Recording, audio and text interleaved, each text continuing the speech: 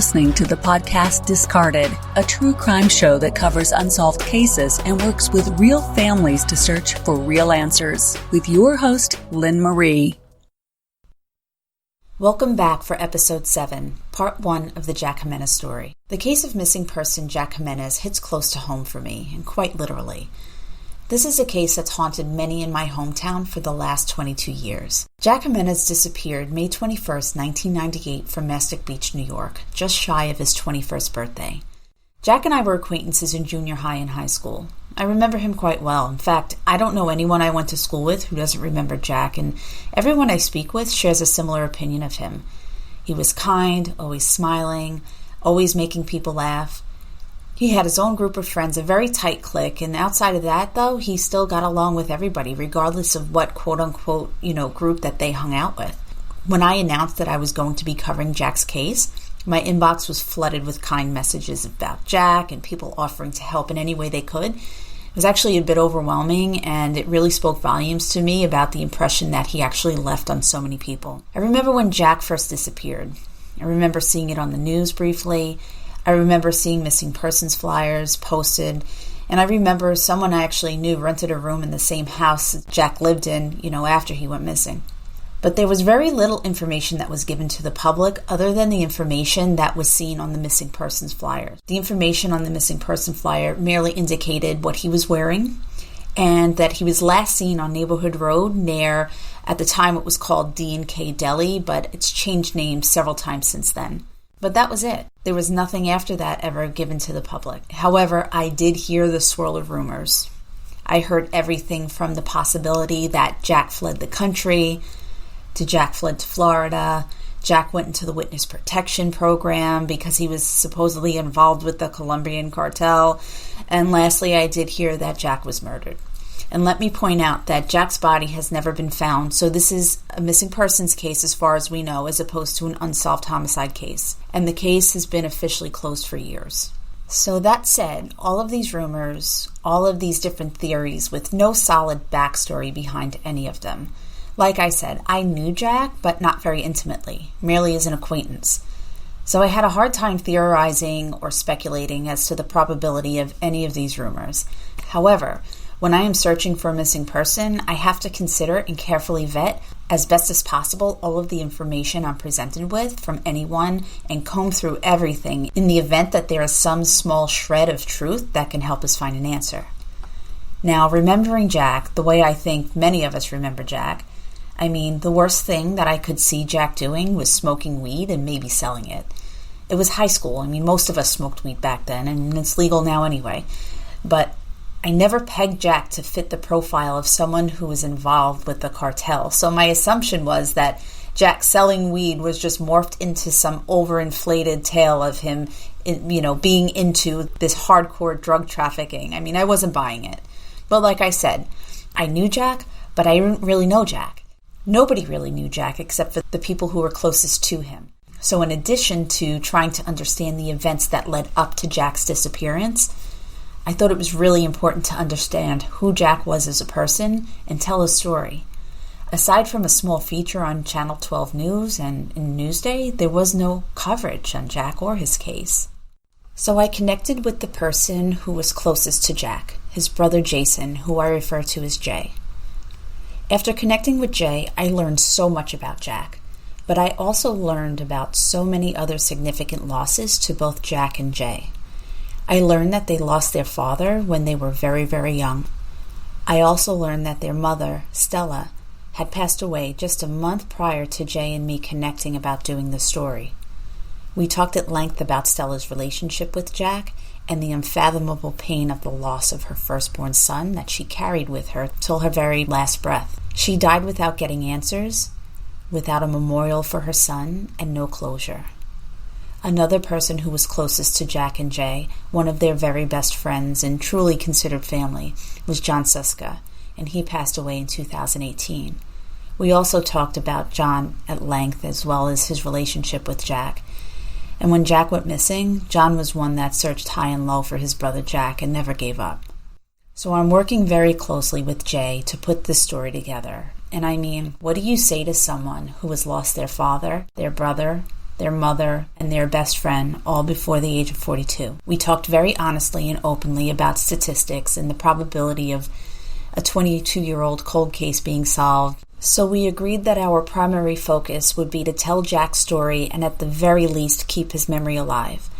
And while we will do our best to tell his story and to honor him in the best way possible, we also want to honor his friends and family who have passed on without the chance to put their loved one to rest. As I mentioned, we've started off with very little detail regarding the circumstances surrounding Jack's disappearance. And in light of the hurdles that 2020 has thrown our way, obtaining case records and connecting with law enforcement regarding a closed case has been slow going, but it's a work in progress. Over the next few episodes, we will be talking to close friends and family of Jack's to get to understand who Jack was and little by little piece together the events that led up to Jack's disappearance.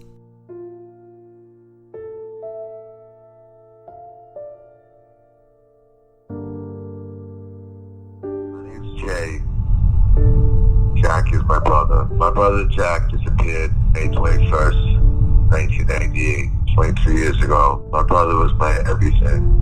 We were both born in Colombia, and we were only a year and a week apart, so we were very, very close. People thought we were twins, growing up. It was Jack and Jay. My mother wanted to give us an American name for some reason. She was fascinated by the United States. I wasn't until my father died. Our father died when Jack was 2 and I was 1, which is when pretty much my life was already starting to take some drastic changes. But no matter what changes that we went through it together. I was 5 and Jack was 6. We were born in Colombia, and then we were sent to New York because our mother had left when our father died. So we were left in Colombia with her grandmother, who watched over us. And it wasn't until we were 5 and 6 years old, being our father already passed away, that we were finally reunited with our mother, who wasn't exactly the same person that we hoped that she would be at the time, because she already was going through her own life changes and adjusting to being in a whole different country with a whole new language. So I know it was very hard for her, being in her family and her husband passing away and not having her children, and then having to send her children from another country, and we didn't know where the hell we were going. I remember the day we arrived to John F. Kennedy Airport, and me and Jack, we didn't know who our mother was or what she looked like, so they gave us a picture. We were on the airplane with an escort, so we're like coming out of one of the wings off the plane, and there was a certain point where the escort couldn't walk any further with us, because he wasn't allowed to, because for whatever reasons, security reasons. So it pretty much had to march with this crowd of crazy looking Americans. Everyone was speaking languages, and I felt safe because Jack was right next to me. He was always next to me. Finally, we started seeing a crowd of people trying to gain. I remember we saw our mother because she had a sign up for us. My mother walks us to this van with an old Scooby-Doo van. I remember it was green. We never actually been in a van. I just remember our mother turned around and she was like, "Say hello to your father." I just never forget this, And we looked at each other even though we were small and young, we understood and we were told that our father had died, so we knew that. So when she said, "Say hello to your father," I don't know how we felt, but I think it was uncomfortable. It was different, we weren't expecting that. It was some rough times in the beginning, the whole adjusting, us being away from the world that we came from, the world that we knew, and then being thrown to a whole new world and having to adjust. We had to learn the language, we had to register to go to school together. Our first day on the bus, and we were the kids that didn't know English and had funny looking hair and dressed. I could only imagine how our mother dressed us when we were younger, So it was actually tough. And me and my brother, me and Jack, we had bunk beds, and I'll never forget that because we grew up had the top bunk and I had the bottom bunk. I'm sorry. I had the top bunk. He wouldn't let me get the bottom bunk. I guess because he was older, so it gave him more rights. But now that I think about it, as I got older, I started putting pieces together. I realized that my mother was, she was very stressed. She was also adjusting. And that's when she met my stepfather, and somehow they got married. They were still together until she passed away a few months ago. So they were together ever since. So I know she was going through a hard time because she worked at like a sewing factory and she didn't really make too much money, and it gave her long hours. I guess she was really edgy. We were just kids. I don't even remember us doing anything wrong to deserve the things we got, but you know, my stepfather never hit us, you know, but I don't think he had much say in the matter. My mother was always like the boss, the one that had to say so. And she was very different. She was raised really different, so she was very tough. And I know she meant well, and that's how we grew up. So I'm not making excuses for her. But my mother had a very hard life. She loved me and my brother so much. But she was just going through so much, and she had so much confusion and stress at the time that, hey, what can you do? And no one's perfect. And over time, me and Jack, that's the way we grew up. And every year we got kicked off the bus because we were always in fights. We were in the first grade fighting the fifth graders. My mother would hear that we got suspended. She'd ask us why. We'd tell her. She'd whoop her ass. After it happened for years and years, you know, she was like, we just kept telling her, look, what do you want us to do? You know, we're getting jumped, we're getting picked on. We would be in fights all the time. And that's when she finally realized, like, she did take our side in that one time, you know, finally. Because it was repetitive, you know, it was like repeatedly. And so we had to walk to school, and everything we did together. I was very fond of my brother Jack, because he was like the big teddy bear of the group.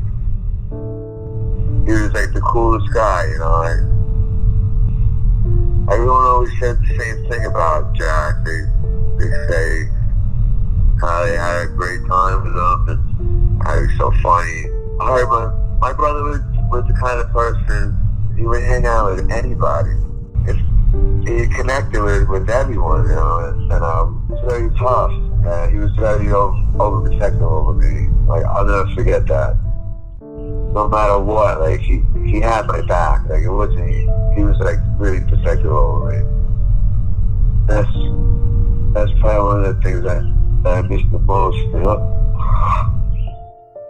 We had a very close group of friends. There was 5 of us. 5 J, Jack, Jay, which is me, JC, Jaden, and John. And we were the best of friends. We did everything together, from walk to school. We'd be on the corner playing CeeLo. We'd be waiting for the bus. Jaden's mom would have some of that good Puerto Rican food, so we'd be over there. You know, later on we'd be back at John's, you know, whatever we did as kids. On the weekends, you know, we'll try to get just people to hang out with and have friends. We did everything together, you know. We were either in front of my mother's house, just contemplating what we were doing that day, or we were down the block at John's house playing basketball. We go around the corner to JC's house, watch TV over there, hang out with his sister and his family, and we would just kind of change spots up a little bit. Or we'd be at James' house, which I guess we kind of were more at James' house on the weekend because he had an empty basement, and that kind of became our spot on the weekend when we had company or friends, or someone was dating a girl and she had friends. That your average everyday kid stuff, you know. We ate together, we played together, we argued together. We were, I believe, very close, and I miss all of that because we swore we would